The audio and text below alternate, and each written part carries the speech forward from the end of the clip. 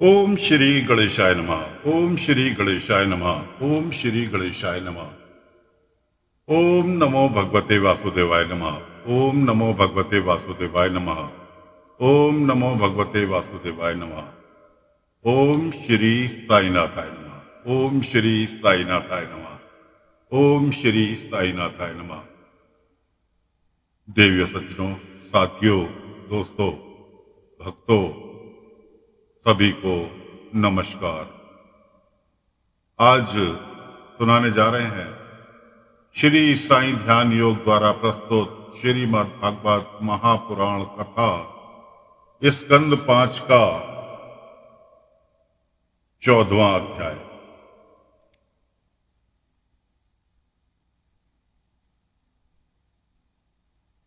श्री सुखदेव जी कहते हैं, राजन, देहाभिमानी जीवों के द्वारा सत्यवादी गुणों के भेद से शुभ, अशुभ और मित्र 3 प्रकार के कर्म होते रहते हैं। उन कर्मों के द्वारा ही निर्मित नाना प्रकार के शरीर के साथ होने वाला जो संयोग वियोग विरूप है आदि संसार जीव को प्राप्त होता है, उसके अनुभव के 6 द्वार हैं। मन और 5 ज्ञानेंद्रियां। उनसे विवश होकर जब जीव सुहमार्ग भूलकर भयंकर वन में भटकते हुए धन के लोभी बंजारों के समान परम समर्थ भगवान विष्णु के आश्रित रहने वाली माया की प्रेरणा से विहड़ वन के समान दुर्गम मार्ग में पड़कर संसार वन में जा पहुंचता है। यह वन शमशान के समान अत्यंत अशुभ है। इसमें भटकते हुए उसे अपने शरीर से किए हुए कर्मों का फल भोगना पड़ता है।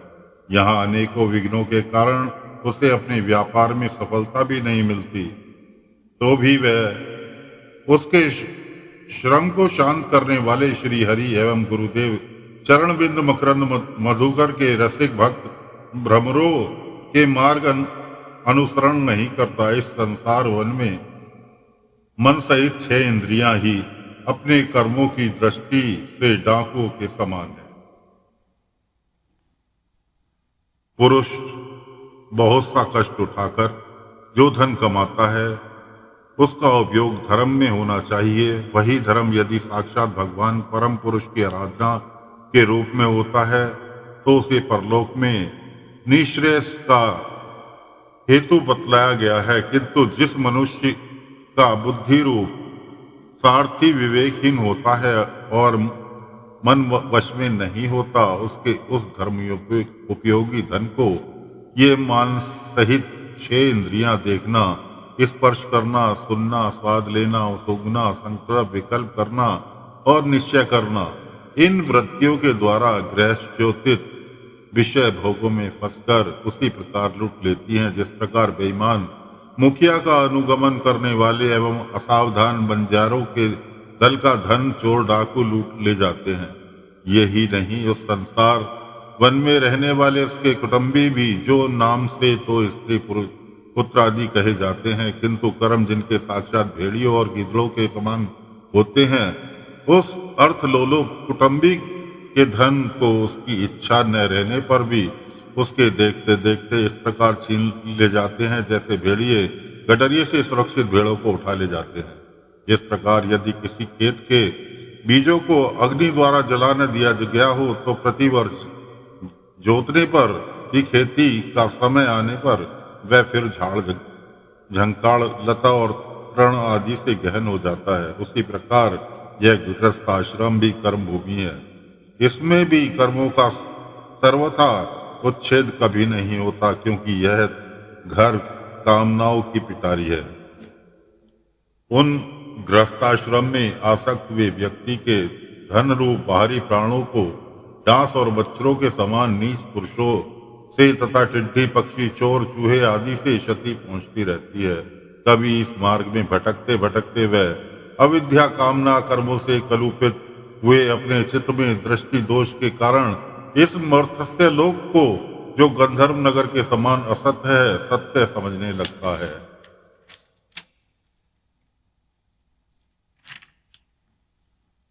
फिर खान पान और स्त्री प्रसंग आदि व्यसनों में फंसकर मृग तृष्णा के समान मिथ्या विषयों की ओर दौड़ने लगता है। कभी बुद्धि के रजोगुण से प्रभावित होने पर सारे अनर्थों की जड़ अग्नि के मल रूप सोने को ही सुख का साधन समझकर उसे पाने के लिए ललित हो इस प्रकार दौड़ धूप करने लगता है, जैसे वन में जाड़े से टुटता हुआ पुरुष अग्नि के लिए व्याकुल होकर उन्मुख पिशाच की आज्ञा बेताल की और उसे आग समझकर दौड़े। कभी इस शरीर को जीवित रखने वाले घर, अन्न, जल और धन आदि में अभिनिवेश करके इस संसार राज्य में इधर उधर दौड़ धूप करता रहता है। कभी बवंडर के समान आंखों में धूल झोंक देने वाली स्त्री गोद में बैठा लेती है तो तत्काल रागांध सा होकर सत्य पुरुषों की मर्यादा का भी विचार नहीं करता। उस समय नेत्रों में रजोगुण की धूल भर जाने से बुद्धि ऐसी मलिन हो जाती है कि अपने कर्मों के साक्षी दिशाओं देवताओं को भी भुला देता है।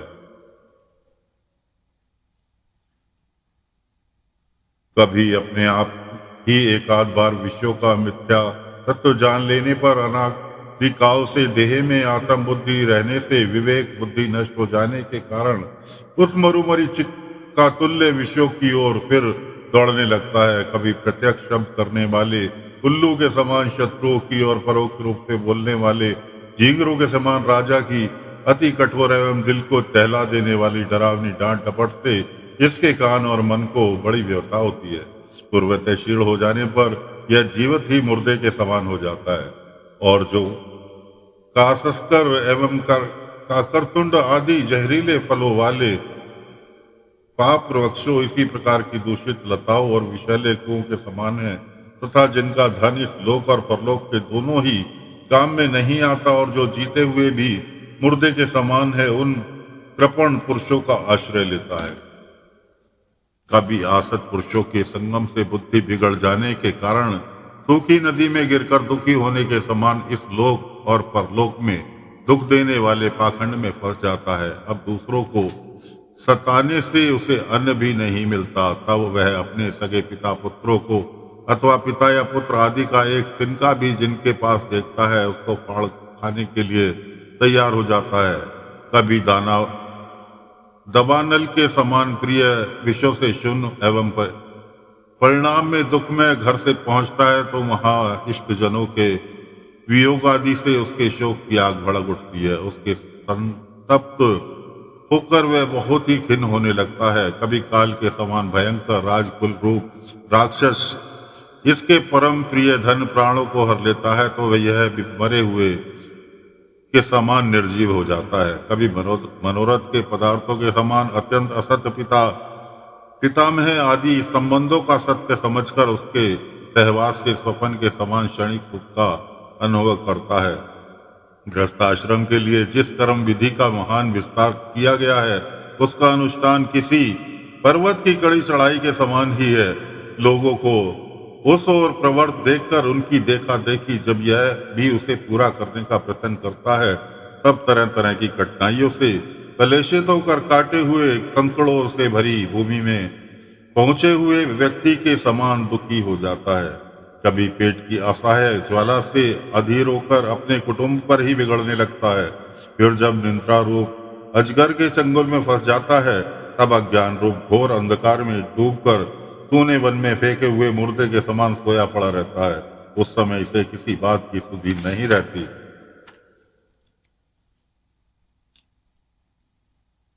कभी दुर्जन रूप काटने वाले जीव इतना काटते तिरस्कार करते हैं कि इसके गंधर्व रूप दांत जिनके यह दूसरों को काटता था टूट जाते हैं। तब इसे अशांति के कारण नींद भी नहीं आती और मर्म भेद के कारण क्षण क्षण में विवेक शक्ति क्षीण होते रहने से अंत में अंधे की भांति यह नरक रूप अंधे कुएं में जा गिरता है।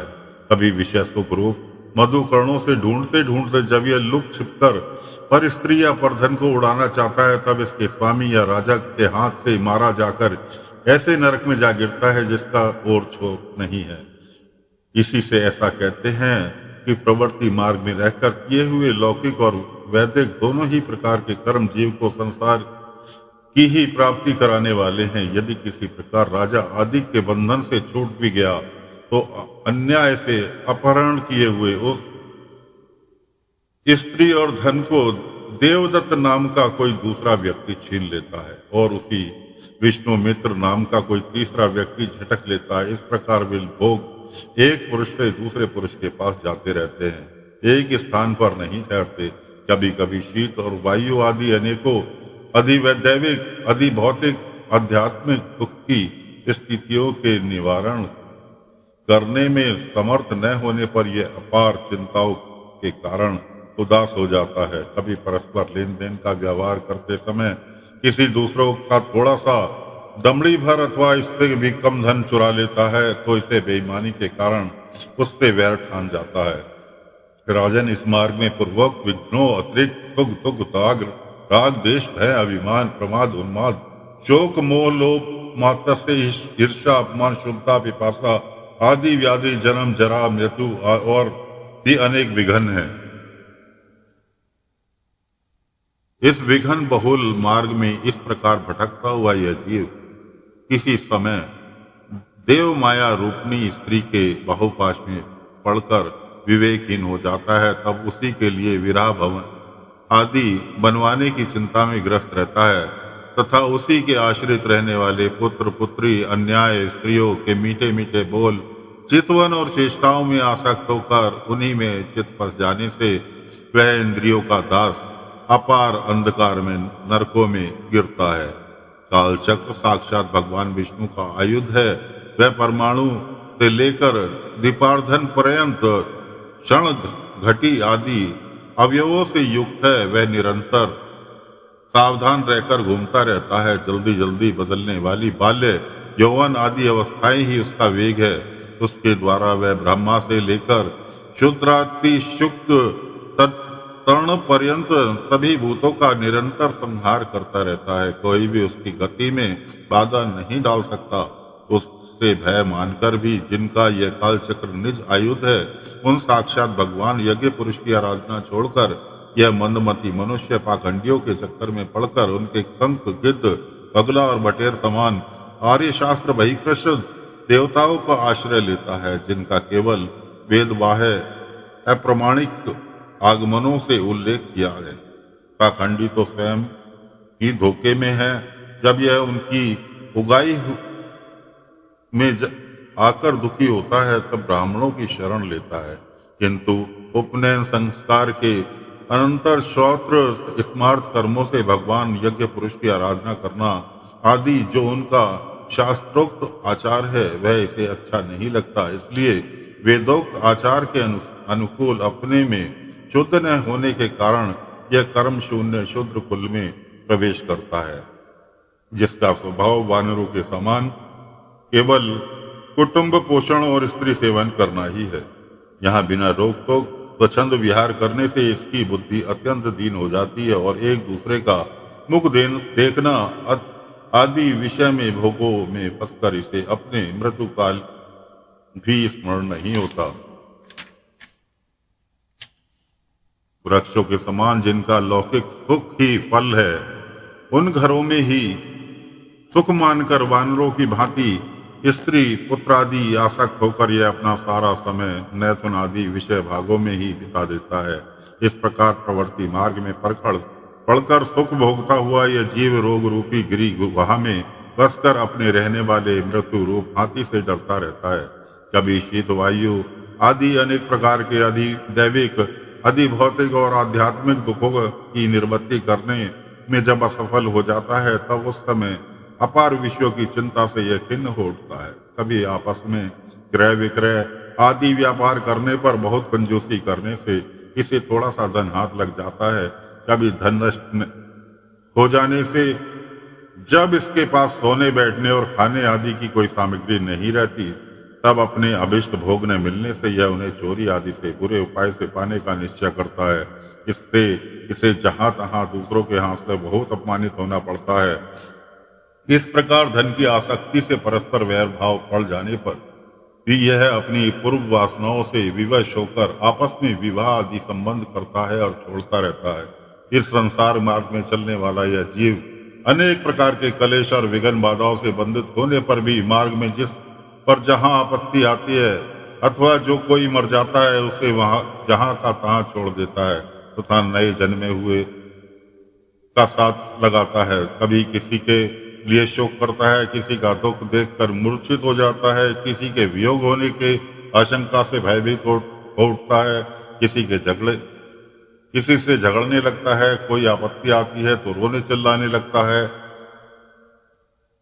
कोई मन के अनुकूल बात हो गई हो तो प्रसन्नता के मारे फूला नहीं समाता, कभी गाने लगता है और कभी उन्हीं के लिए बंधने में भी नहीं हिचकता। साधु जन इसके पास कभी नहीं आते, याद साधु संग से सदा वंचित रहता है। इस प्रकार ये निरंतर आगे ही बढ़ता जा रहा है। जहाँ से इसकी यात्रा आरंभ हुई है और जिसे इस मार्ग की अंतिम अवधि कहते हैं, उस परमात्मा के पास यह भय अभी तक नहीं लौटा। परमात्मा तक तो योग शास्त्र की भी गति नहीं है। जिन्होंने सब प्रकार के दंड शासन का त्याग कर दिया है, वे निर्वृत्ति परायण सत्यात्मा मुनिजन ही उसे प्राप्त कर पाते हैं। जो दिग्गजों को जीतने वाले और बड़े बड़े यज्ञों का अनुष्ठान करने वाले राजसी हैं, उन्हीं की वहां तक गति नहीं है।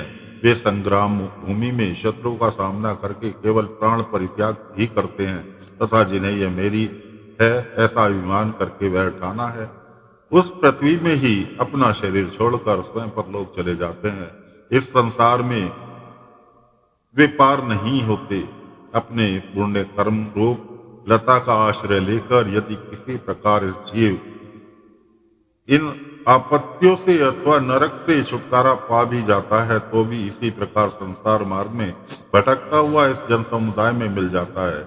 यही दशा स्वर्ग आदि ऊर्ध्व लोकों में जाने वाले की भी है। राजन राजऋषि भरत के विषय में पंडित जन ऐसा कहते हैं, जैसे गरुड़ जी की होड़ कोई मक्खी नहीं कर सकती, उसी प्रकार राजश्री महात्मा भरत के मार्ग का कोई अन्य राजा मन से भी अनुसरण नहीं कर सकता। उन्होंने पुण्य कीर्ति श्री हरि में अनुरक्त होकर अति मनोरम स्त्री पुत्र मित्र और राज आदि को युवावस्था में ही विष्ठा के समान त्याग दिया। दूसरों के लिए तो इन्हें त्यागना बहुत ही कठिन है। उन्होंने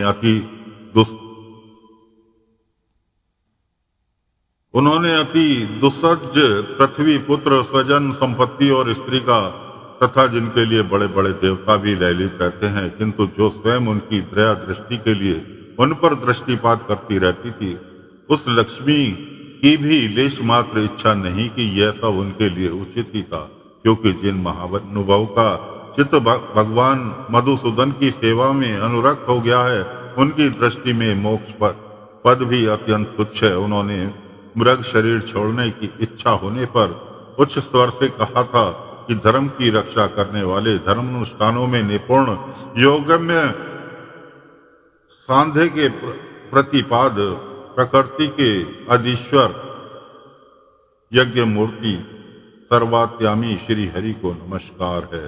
राजन राजऋषि भरत के पवित्र गुण और कर्मों की भक्तजन भी प्रशंसा करते हैं। उनका यह चरित्र बड़ा कल्याणकारी है, आयु और धन की वृद्धि करने वाला है, लोक में सुयश बढ़ाने वाला और अंत में स्वर्ग तथा मोक्ष की प्राप्ति कराने वाला है। जो पुरुष इसे सुनता या सुनाता है और उसका अभिनंदन करता है, उसकी सारी कामनाएं स्वयं ही पूर्ण हो जाती हैं, दूसरों से उसे कुछ भी नहीं मांगना पड़ता। ओम नमो नारायण, ओम नमो नारायण, ओम नमो नारायण, ओम नमो भगवते वासुदेवाय नमः, ओम नमो भगवते वासुदेवाय नमः, ओम नमो भगवते वासुदेवाय नमः।